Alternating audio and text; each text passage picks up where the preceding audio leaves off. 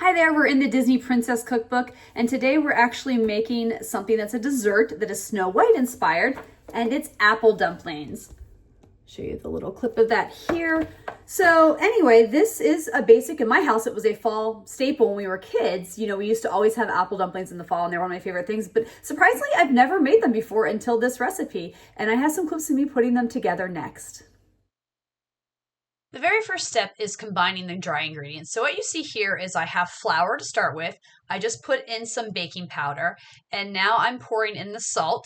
And then finally, I'm going to add a little bit of nutmeg seasoning. And then when that's done, I'm just going to kind of whisk all these dry ingredients together. Now here I have butter. I took like 3 tablespoons of butter and I cut them into smaller pieces. And now the next step is I'm to kind of like use my fingertips and pinch it together until we get lumps formed from the dough combination with the butter.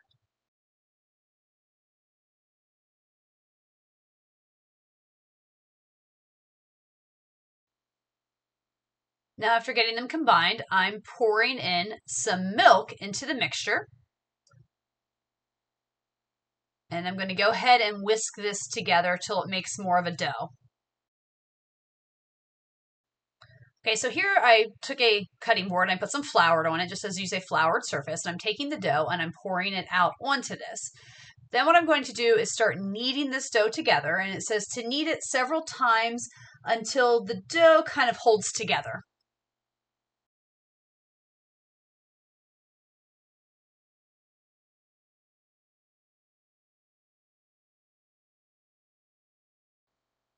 Here I put the dough on some parchment paper just to give me a little bit more space to work with and make it a little bit more flexible. And I'm supposed to roll the dough out until it's roughly about a 12-inch square.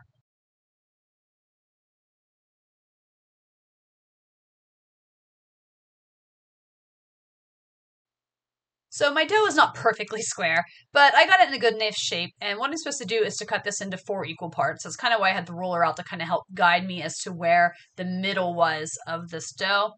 And then I just kind of eyeballed the center going the other direction. Said I should have 4 squares is the point.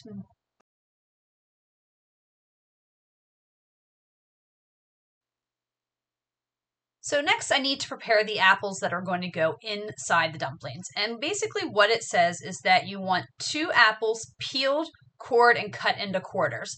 And you can use any apples you like Granny Smith, Jonathan's, or Red Romans. They say work really well. I used Granny Smith. I kind of like Granny Smith because they tend to be a little tart. So I always figure when there's a recipe that's got some sugar and stuff in it, it's best to have a tart apple.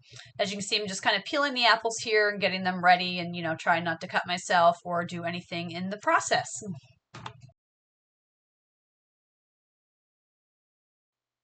As I get the apples done, it says to go ahead and place 2/4 of an apple onto the center of each of the dough squares, and that's what I'm doing. You can see I have a couple done already.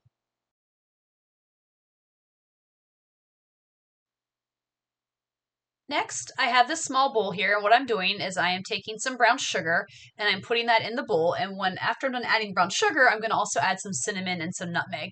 And what this is this is going to get sprinkled on top of the apples to kind of add some of that flavor to the dumplings.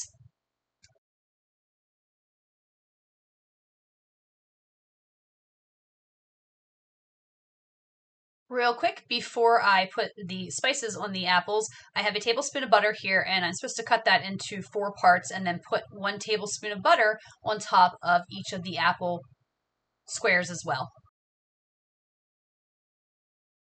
Now I'm sprinkling the brown sugar with the nutmeg and the cinnamon over the apples and the butter. It's time to wrap the dough around the apples so that we can bake these soon. So as you can see, I have a little bowl there, and I'm taking some water in that bowl and just kind of using it to wet my fingertip and moisten the edges of the dough.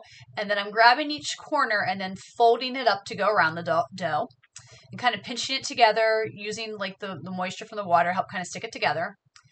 Then when each dumpling is done, I'm taking it and putting it into a greased pan. Right, so the last thing I need to do before we put these in the oven is I need to make this syrup that we're going to pour over the dumplings. And that's what I'm mixing together right now. And all this is some hot water, some brown sugar, and a couple tablespoons of butter melted. And I'm going to just pour that over the dumplings, and then I will go ahead and throw the dumplings in the oven. They will bake at 375 for about 20 to 25 minutes or until the dough is golden brown. Here are the dumplings done and out of the oven. All right, there you have it. I really did enjoy the apple dumplings. I thought they were really tasty. I don't know if they're as good as the ones I remember from my childhood, but they were still really quite delicious. I think it's, hard to not enjoy just baked apples. And it's one of those things that's hard to mess up sometimes too. You get the right spices and stuff on apples and bake them in the oven and they're just delicious. So let's get into the rankings. The first, I rank the ingredients on a scale of 1 to 5, and that's in terms of how expensive, how difficult are these things to find. And this is a 1. I mean, it's basically, you have to go buy apples. Most of the stuff you probably do have in your pantry depending on things, but flour, baking powder, salt, all that kind of stuff. Usually that's a staple for most people in their households. Difficulty level on a scale of 1 to 5, with 1 being easy and 5 being hard, I'm going to give it a 2.5. Just because the dough part, shaping it, I as you've probably seen in some other videos, I struggle a little bit with that. And I probably could have made this a little bit more refined, but either way, it turned out good. I thought it was still easy enough. Even if it wasn't perfect, it was still edible and it wasn't that difficult, but that's only why I'm ranking a little bit higher, is kind of rolling the dough out and shaping it.